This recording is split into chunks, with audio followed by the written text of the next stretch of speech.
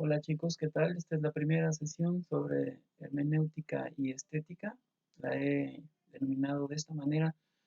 para poner en correlación la hermenéutica con la interpretación de las obras de arte, porque el marco original de la hermenéutica es exclusivamente el análisis del lenguaje escrito, pero se amplió en el siglo XX a marcos referenciales mucho más amplios, no solo el texto sagrado, también el texto literario y aún más allá, ya con la filosofía de Heidegger y Gadamer, a poder aplicarlo no solo a el arte, sino incluso a la vida de la misma persona. En ese sentido, pues, el marco de la materia pretende ser al mismo tiempo más o menos ajustado a comprender la historia de la hermenéutica en su tradición histórica, pero ir más allá hasta ver cómo es posible hacer interpretación hermenéutica de las obras de arte en particular. Bueno, lo que tenemos en el pizarrón es este primer um, deslinde entre una hermenéutica clásica y una hermenéutica filosófica. La hermenéutica clásica podríamos presumir que tiene su origen en Aristóteles, pero también podría decirse que no. El texto original aristotélico que tiene ese nombre en latín, Periermeneías, bueno, ese es el griego, la traducción de Interpretazione, pues nos harían pensar que es un texto sobre hermenéutica, pero es en realidad un texto sobre el análisis de la corrección del lenguaje. Y en gran parte eso es lo que habría dado origen a la hermenéutica clásica ya en el siglo segundo, tercero, con las discusiones sobre el canon bíblico, qué textos deben aceptarse o rechazarse dentro del canon de la tradición cristiana, pues era objeto de discusiones que implicaban habilidades retóricas, pero también formación filológica, análisis del texto, de el origen del texto, de las posibles variantes, de los errores de comprensión del lenguaje, de la sintaxis, de la morfología incluso de cualquier oración. En eso se liga con Aristóteles y la tradición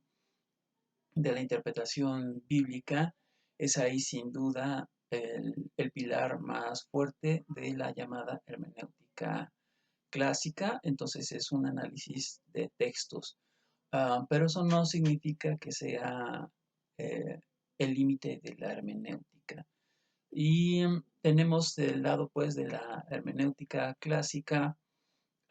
una búsqueda de métodos que den absoluta claridad y certeza acerca del significado de los textos. Por eso hay una lectura, luego hay una corrección de la lectura y la búsqueda de la verdad, que es lo que intento mostrar con este pequeño gráfico. Y por el lado de la hermenéutica filosófica, que podríamos presumir tiene antecedentes en la ampliación de la hermenéutica clásica hacia la literatura, que habría ocurrido hasta el siglo XVIII y el siglo XIX, finales del XVIII, principios del XIX, ya en el XIX con Schleiermacher y Dilthey, se presume que es posible interpretar no solamente el Viejo o el Antiguo Testamento, también la obra de arte literaria, empezando por la poesía, dada la complejidad, pero también la literatura, que empezó a interpretarse como representación simbólica, figurativa, alegórica de realidades, pues eso dio pie a pensar que era posible presumir que lo que se decía debía ser interpretado como signo de otra cosa. Ahí es en donde es posible presumir la transición de la interpretación de textos sagrados a la interpretación de textos literarios. En ese marco, por supuesto, también hay una exigencia de método. Y digo por supuesto porque en realidad el cambio hacia la renuncia al método pues es ya propiamente del siglo XX y muy específicamente eh, se lo debemos a Gadamer, ¿no? Pero comprensión de los textos literarios, hay un fundamento menos estrecho que el de la verdad sagrada, que es la experiencia subjetiva con el texto. Ahí ya es posible presumir que el momento subjetivo le agrega contenido al texto literario, ¿no? El lector juega un papel fundamental en la interpretación de la obra. Ahí tienen mucho que ver sus experiencias previas y sus experiencias de lectura, es decir, lo que él mismo, el lector está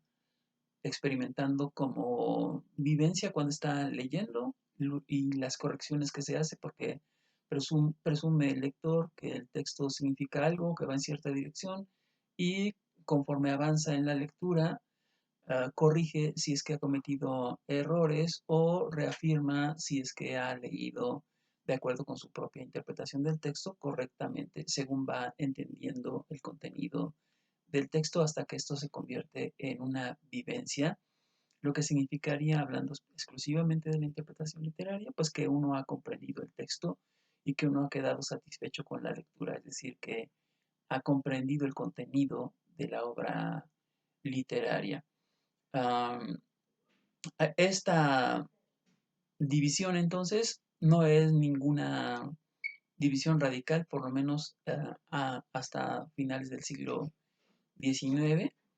y se le ha llamado al proceso de lectura y comprensión del texto procesos o proceso interpretativo.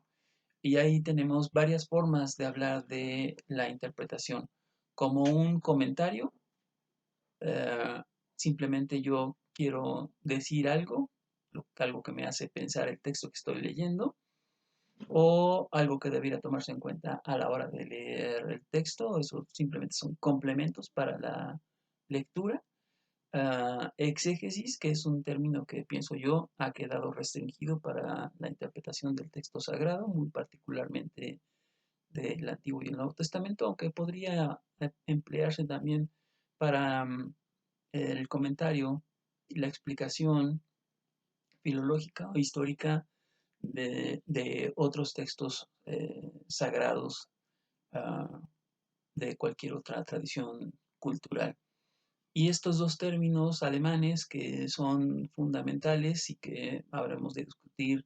ampliamente a lo largo del curso, Auslegen, que es el concepto básico de la interpretación como en sus fórmulas más generales, y Deuten, que también puede remitir a la idea de interpretación, por ejemplo, el libro de Sigmund Freud, la interpretación de los sueños, en alemán se llama Traumdeutung, y sí es importante que veamos esa denominación porque no es lo mismo hablar de Deuten que de Auslegen, aunque pueden considerarse ambas palabras alemanas como traducibles al español por interpretar, pues ciertamente no es lo mismo como se interpreta en alemán con el término deuten, que significa más bien algo así como señalar lo que dice, que auslegen, que es más bien como decir algo más como una expresión, casi literalmente en alemán significaría expresar, ¿no? Decir o sacar. Y no siempre se ha pensado que haya un sentido oculto, sino más bien un doble sentido, primero que nada, hablando de la hermenéutica en su sentido más clásico, en la medida en que la relación entre lenguaje y objeto no es de ninguna manera directa, ya lo vimos en semiótica, la relación entre el código y el conjunto de objetos no es natural, sino que es un artificio, y en ese sentido tiene que discutirse cómo se crea la correlación entre lenguaje y objetos, uh, y luego la posibilidad de que incluso ese lenguaje no sea literal, sino que además esté construido a base de figuraciones retóricas, lo que lo obligaría a pensar aún más a profundidad el posible significado de la expresión.